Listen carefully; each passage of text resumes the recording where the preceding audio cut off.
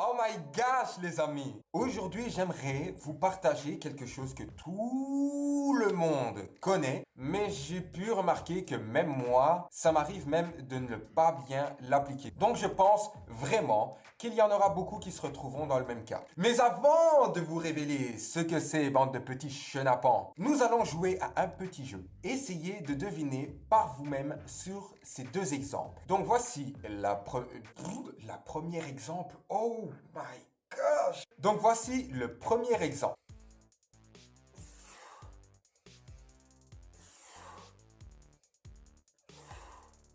Mesdames et messieurs, voici le deuxième exemple.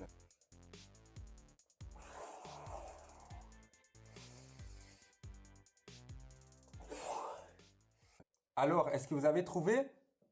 Je sais que ces deux vidéos paraissent totalement les mêmes, mais elles ne le sont pas. Moi-même, auparavant, je ne savais pas pourquoi ma force se faisait aspirer dans un exercice. Et j'ai appris que c'était juste à cause de cette chose, qui est normalement super simple à comprendre, mais que les débutants, voire même les confirmés, ils ne l'appliquent pas, voire même ils ne savent pas comment utiliser cette technique. C'est très simple. Pour avoir beaucoup plus de force et pulvériser votre score au développé couché ou au squat pour les jolies demoiselles, vous devez apprendre une chose fondamentale en musculation, mais qui est malheureusement laissée souvent de côté. Regardez une dernière fois la vidéo et cette fois-ci, ouvrez bien vos oreilles.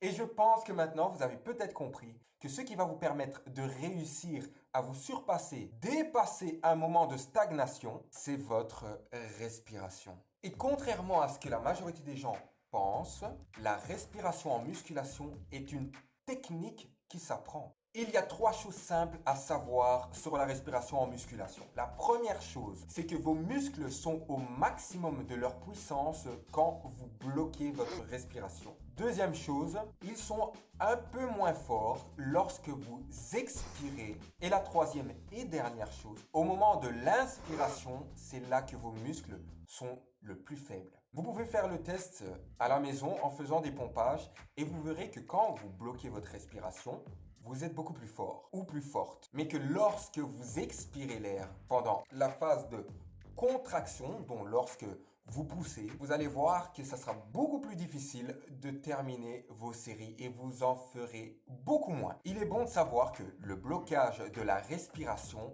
est totalement naturel. Et vous savez quoi? Je vais vous dire un petit secret. Le blocage de la respiration durant l'exercice va améliorer brièvement votre force, la précision de vos gestes et votre concentration. Mais faites super attention de ne pas bloquer durant toute votre série quand même.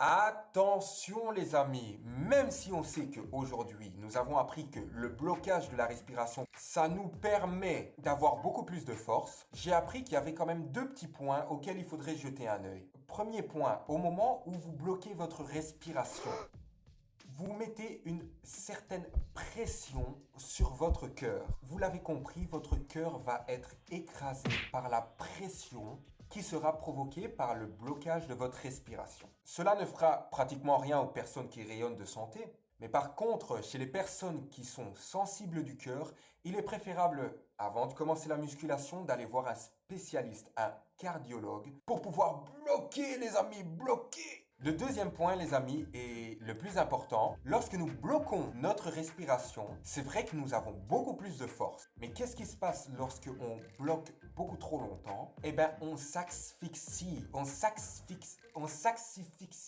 Wow! Asphyxier. Nous nous asphyxions. Sachez que plus vous bloquerez longtemps pendant vos répétitions, plus la fatigue montrera le bout de son nez. Alors je vais vous montrer avec les pompages comment est-ce que vous devez respirer bloquer et expirer pour pouvoir avoir un maximum de force tout en gardant un maximum d'énergie. Alors, ce que je vais vous dire s'applique pour tous les exercices que vous allez faire. Il y a deux phases dans un exercice, la phase de relâche et la phase de contraction. Lorsque vous allez relâcher votre muscle, ici en l'occurrence pour les pompages, c'est quand je descends, je vais inspirer de l'air. Et une fois que je vais pousser, c'est-à-dire la phase de contraction, je vais bloquer au moment le plus difficile et je vais expirer pour pouvoir terminer le mouvement. Je descends, j'inspire, je bloque, je pousse et j'expire. Voilà. Et voilà les amis, j'espère que cette vidéo vous aura fait comprendre l'importance de la respiration en musculation. Et si vous désirez aller beaucoup plus loin, peu importe votre corpulence aujourd'hui, cliquez juste ici ou dans la description et téléchargez ce livre gratuitement. Je vous livre dans ce livre tous mes secrets que j'applique aujourd'hui, qui m'ont aidé radicalement à changer de corpulence et qui m'aideront bientôt à atteindre le corps de Jeff Seid. Et n'oubliez pas une chose les amis, que nous sommes ensemble et que ensemble, nous allons y arriver.